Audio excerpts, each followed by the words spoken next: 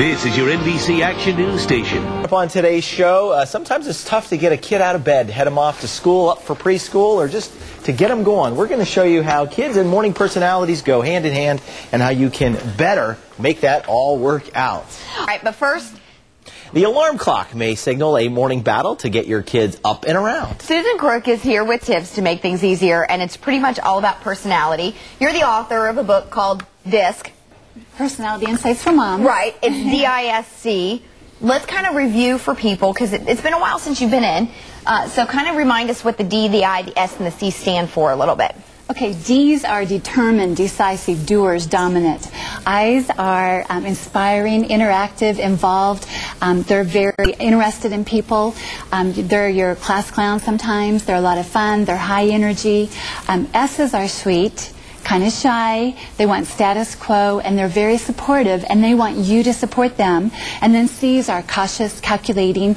They're very careful. They want things correct, and they're very conscientious. Okay, so how does this work all in with waking them up in the morning? Are D's harder to wake up than I's or S's or C's? Or? Well, for example, your C's and your S's are lower energy. They're a little bit more slower paced, more reserved. So when they wake up in the morning, a lot of times they just want to have time to think about their day and what's going to happen. And so you need to give them a little bit of time to lie there and just sort of plan their day out. If they're a C, they like to plan, they like to think through. And then the S's just want to have time maybe to snuggle with them. But if you're a D parent, you're thinking, let's get up, let's get going, let's head out the door, we've got things to accomplish. Does that conflict with a D child? Well, two Ds can sometimes work well if they're in control. They can both get going and be, have a lot of things to accomplish together and work together as a team. But say you're a D parent and you have an S child who needs time to think and be able to go slower paced. For example, I had a mom who emailed me recently. She'd heard me speak about the book, and she was always, for 2 years, she said her child was getting on the bus every morning in tears because she was just directing her to get going and let's go fast.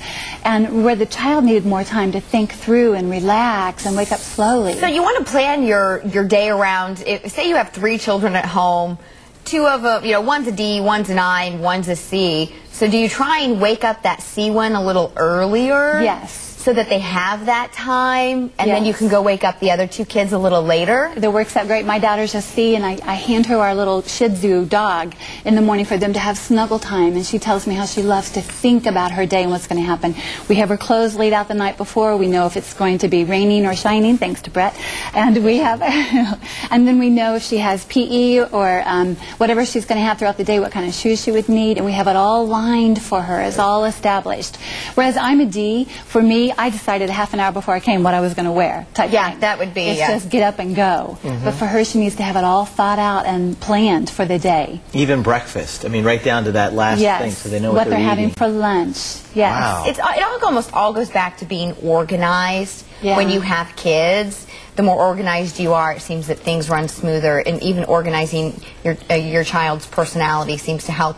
For any parent who's sitting at home going, I'm not sure what my kid is, what would you recommend? They sit down and write personality traits down, or? They could. I do have an assessment you can order on my website at susancrook.com, or in the book there's a partial assessment. But it would be very good to write down their characteristics and what they basically do, how they interact at school.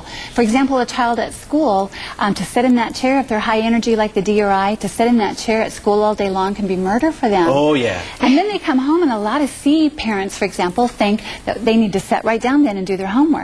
And I always say, imagine if you were at work here all day and you're working hard and you're exhausted and you come home, do you want to sit down immediately and do more work? No. That's work related. That's why I think I'm an S parent, and with my 6-year-old, I let him go outside and play for an hour to burn off that energy before he sits down. That is so wise. My D son, I did the same thing too. I would let him go out and just do sports or burn energy, whatever it took. Then we sit down at an established time then to do the homework.